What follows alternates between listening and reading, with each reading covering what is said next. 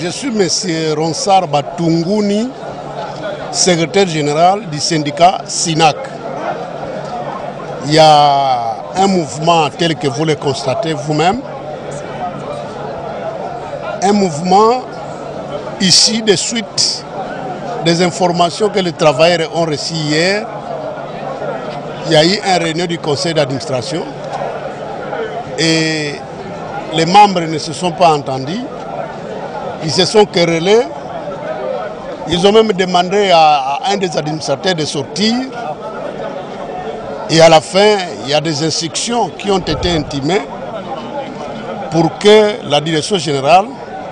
puisse les mettre en branle,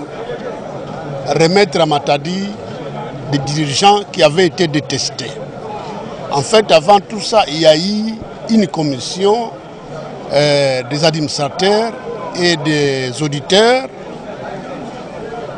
qui étaient ici, qui ont ouvert des enquêtes. Finalement, il y a des gens qui ont été pris la main dans les sacs et il était question qu'au niveau de Kinshasa, que le conseil puisse prendre des mesures en direction de ces agents-là. Mais la surprise est grande de constater que la direction qui auparavant attendait l'aboutissement de l'enquête, maintenant là, l'enquête a été terminée, il aurait fallu que des sanctions soient prises. On a été surpris de constater que c'est le même conseil qui a commencé à rejeter le travail fait par les auditeurs. Le même conseil a commencé à intimer des ordres à la STP pour remettre ces gens en fonction. Et c'est ce qui a fait aujourd'hui que les travailleurs mécontents de la gestion d'hier se disent qu'ils ne peuvent pas continuer de voir ces gens-là continuer à gérer le département des ports maritimes. C'est pour cette raison que vous avez vu les gens à l'extérieur. On parle toujours des conséquences lorsqu'il y a l'arrêt. On n'a jamais parlé des conséquences lorsque le travailleur ne recouvre pas son droit. Là, il n'y a pas de conséquences. Il n'y a que des conséquences. Lorsqu'on a arrêté, on ne travaille pas, on vous dira non, ce sont des millions qu'on allait encaisser qui sont partis. Mais le travailleur lui-même, s'il n'est pas payé pendant 20 mois, il n'y a pas de conséquences. Il paye d'abord les lobitos en un verre, il paye les heures de shift à bon temps, il perd le salaire, les outillages, il achète. Voilà, voici le véhicule là. Nous avons des élévateurs qui sont en bon état, mais il y a manque de pneus. Mais allez là, il a acheté. Il a acheté des pneus. Et de pneus neufs alors. Ça part en Banzangung pour remonter les jantes et puis faire pour que ce soit opérationnel. Alors voilà, moi je suis du chemin de fer, mais j'appuie le port. Non, je suis du chemin de fer, je vous dis, de département. Mais en tout cas, j'appuie les DG,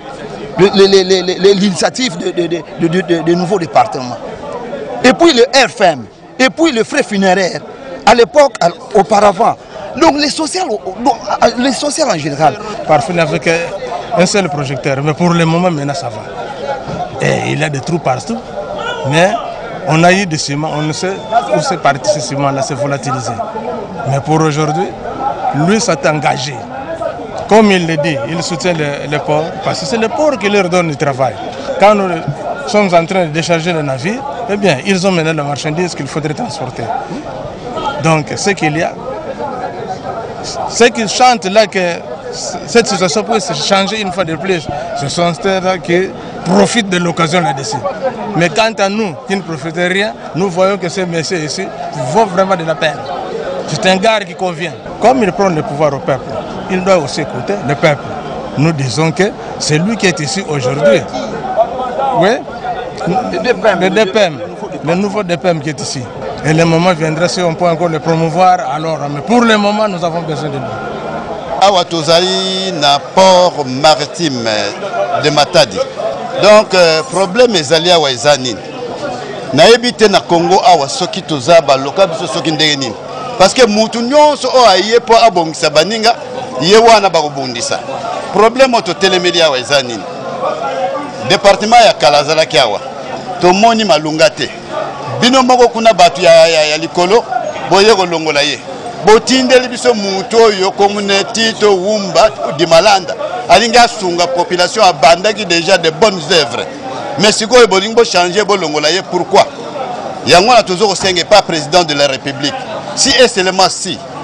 slogan na ye wana abimisaki le peuple d'abord ce qui est un slogan te eza penza réalité ayoke la biso peuple travailleur ya onatra batiki la biso wumba to tala ye akomema biso wapi parce que abandi déjà ba bonne œuvre wumba c'était un manager depuis abanda tout le monde a regardé ça va atikaki d'ailleurs asala ba misala awa bomoni ba port e baké asala awa banda ya kenda mutu moko asala bakete ye awa afuti ba frais funéraires totalité mbongo wana azwaki nango ayaki nango wapi na poche na ye azu aya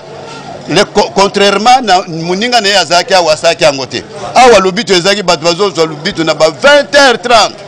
mais banda ya ye 10h bato bazwi lobito bato bazo se retrouver muke malgré ben paiement et puis azo se préparer pas fouta biso même 3 mois 2 mois mais siko bino kuna na direction générale bolongola ye bolingi ka biso to kufa na onatra o na bana na biso cause ya makambo eza nani comment mutu mbosaka musala uyaka uzongaka bafutaka uté moyosala musala mbongo et que à ce qui me concerne je suis entré dans chaque chiffre d'affaires avec chiffre d'affaires tu sens il y a des chiffres mais malgré moi baisse mais il y a quand même une nécessité alors tu éviter ce qui est à niveau de ma gestion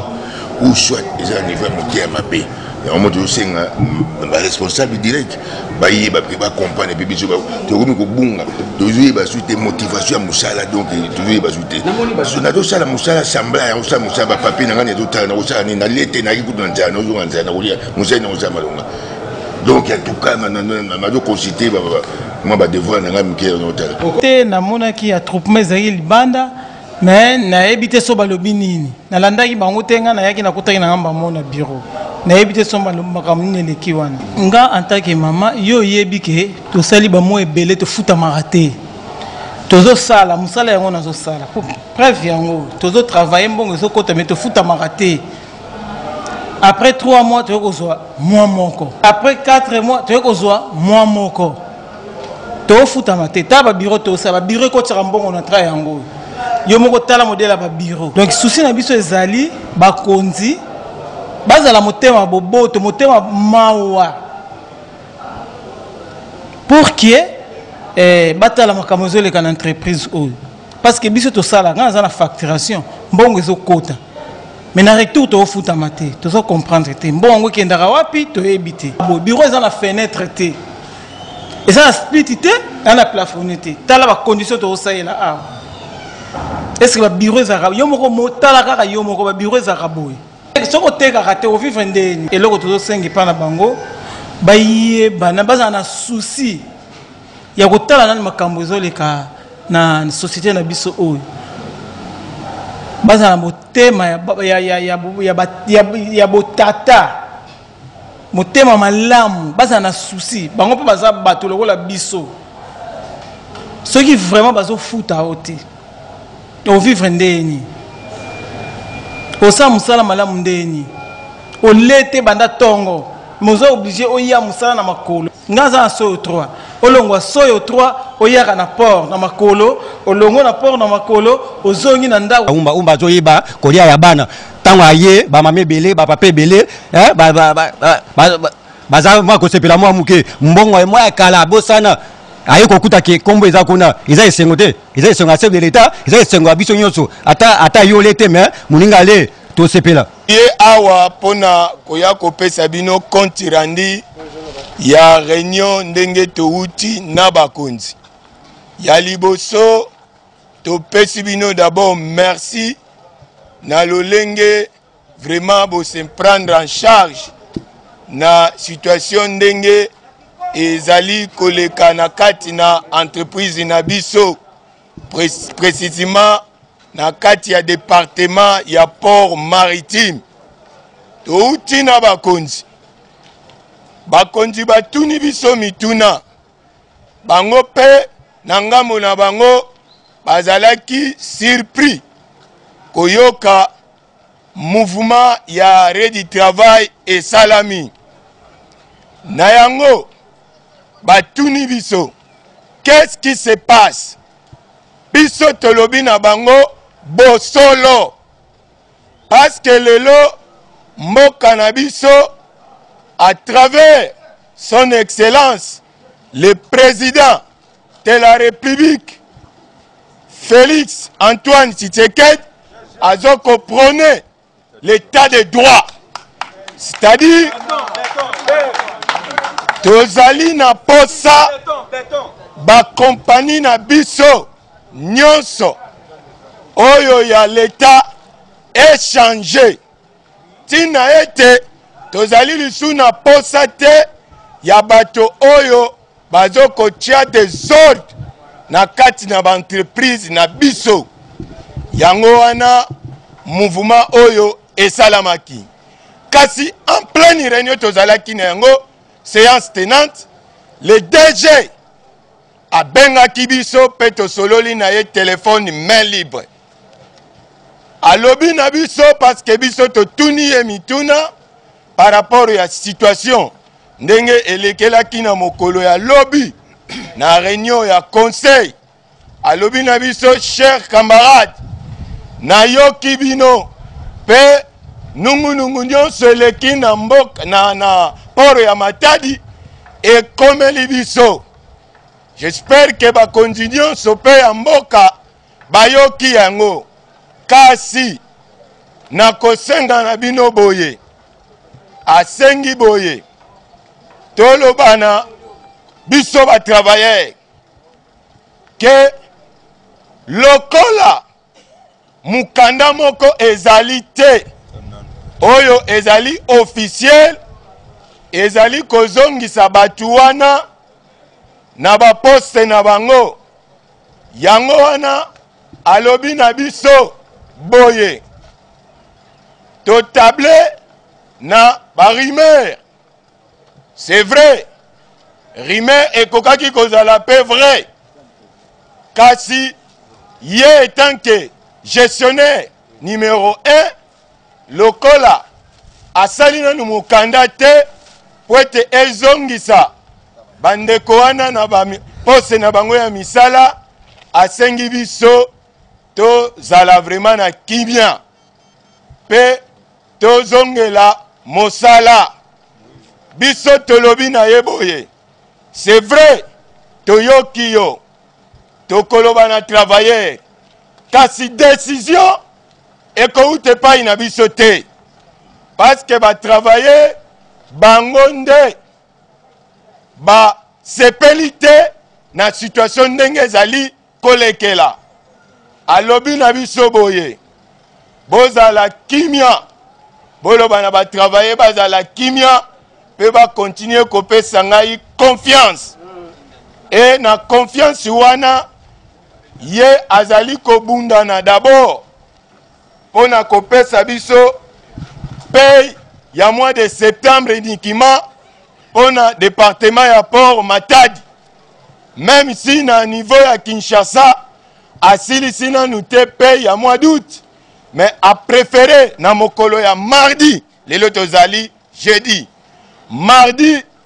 akopesa biso paye ya mois de septembre ya mibale biso tolobi na mukonzi oyo azali na biso sur place tolobi na ye situation oyo ezali koleka na compagnie na biso tozali na yango d'accord te ata moke na yango biso tokoloba na ba travailleurs lokola DG a assuré biso que to table na rumeur mukanda officiel ezali te toyoki ye kasi tolobi na mukonzi oyo azali na biso sur place na ye moko DG soki toyoki eke mukanda officiel et salami lelo lobby on arrête sans koyoka pitié jusqu'à ce que décision finale ekozwama. Tina ete chers camarades toye ko restituer bino situation comment elekeli pour la situation ya lobito lobby mukonjo azali sur place a lobby na biso boye côté kuna problème ezalité a kopesa lobito a kopesa air de shift a kofuta oyakala yango akofuta akopesa yango akopesa continuité na bandeko oyo bazali ko éclairer pour prime d'auteur pour être pour na biso komaki na molili comprenez komata na ba mawana c'est très risquant alors assurer akopesa bango moi prime na bango oyo wana bazwaka prime ya travaux annotés.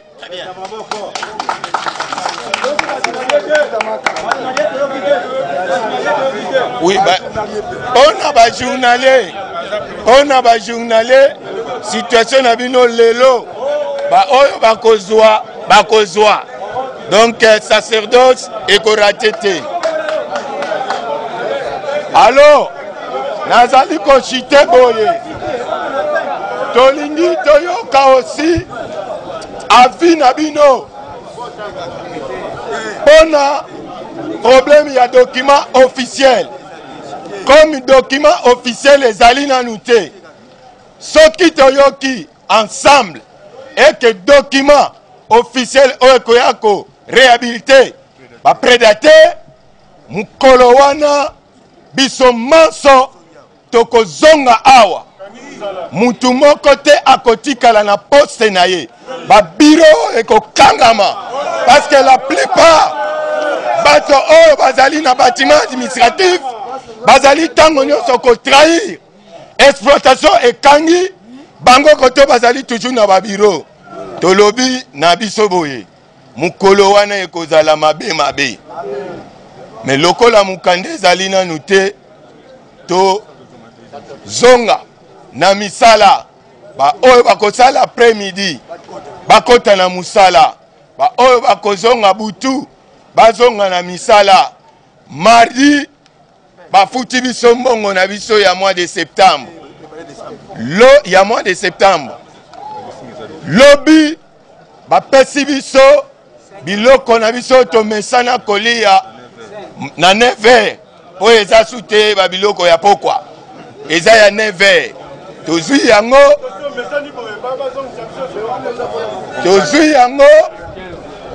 biso nyonso tozali kosaprete parce que mukonzi assuré biso comprenez tozali déjà na mois de novembre kala mingi te tozo kokota na mois de décembre kuna wa pepai tozali na ba pays mibale y compris koli à fin de l'année alors assuré biso à 100% que situation ekozala normal na yango tosengi na biso nyonso ba travailler tozala vigilant toyokani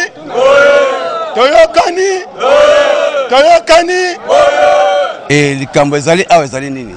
ezali conseil d'administration oyo bautotia ya sikana direction générale bangone batiaki commission d'enquête en place eyaki awa na port maritime pour ya koenquêter misala ndenge osalema na port maritime après enquête na bango bazongaki kopesa rapport na Kinshasa et rapport wana esali keno bamoni keno état ya gestion ezali basuspendaki autorité ya awa na niveau Matadi alors suspendre bango batindi comme intérimaire awa mais c'est Tito Umba pour la gestion ya port maritime na temps bazela conseil quota pour traiter dossier ya enquête basali comme ça basa la mise en place na yango et biso tozelaki yango parce que awa ezali ke ndenge batindaki mokonzi ayaki kaka kosala intérim ezali na intérim ezali ya 15 jours renouvelable une fois et ekokisi 30 jours fallait pas statuer basala ba kota conseil d'administration mais ba koti yango kaka te yango esale ke fallait ba réhabiliter sikoyo bato ba suspendaki wana selon ndenge loi et lobby mais compte tenu ya ba grief o bango ba monaki pa na bango ke état ya mais je sais zali ba senga ki keno ba bimisa bango congé et puis ba confirmer monsieur Tito ba pesa ye d'une façon ya mutation provisoire pour na matadi awa na pour Martin mais tu as remarqué conseil kotaki kaka lobby les 4 na conseil côté wana yemoko président conseil d'administration a comme si conseil wana comme si eza royaume na ye na kata conseil ba yokani bien te et loko bango ba fait bango ba mona ki a partir à rapport à commission ba changer yango et comme que no ba réhabiliter muto autaki na matadi o ba prédateur o bango ba mona ki bazo sa état ya gestion ba biso ba délégué syndicaux ensemble ba travailleurs to linga eloko wana te étant donné que le président de la République Félix Antoine Tshisekedi Tshilombo azo prôner état de droit biso pe to bi que no na état de droit wana to moni que no muto ba tindi awa ye muto azo convenir par rapport au azalaki liboso awa donc ba changer eloko wana te bazong sa tito a continuer au sala intérim na ye ti ba kozwa ba décision oyo biso to lingi nango to loba so to ya to e pamba te mo tito ba butona ba kanda pona nini to kufeli batu na kati ya compagnie to kufeli batu ba masa ba kei bandeko ba kei ba papa ba kei pona mkola lelo biso to ba jeune to koti na musala yo mona pi jeune ndoko langa bona kota na compagnie mbala moko 26 mois impayé so 26 mois tina telemi awa so na mwasi bana famille ndako batu papa atu ke to zonga o mbongo ekota te mbongo ekota te combien de navires ekota moi eleki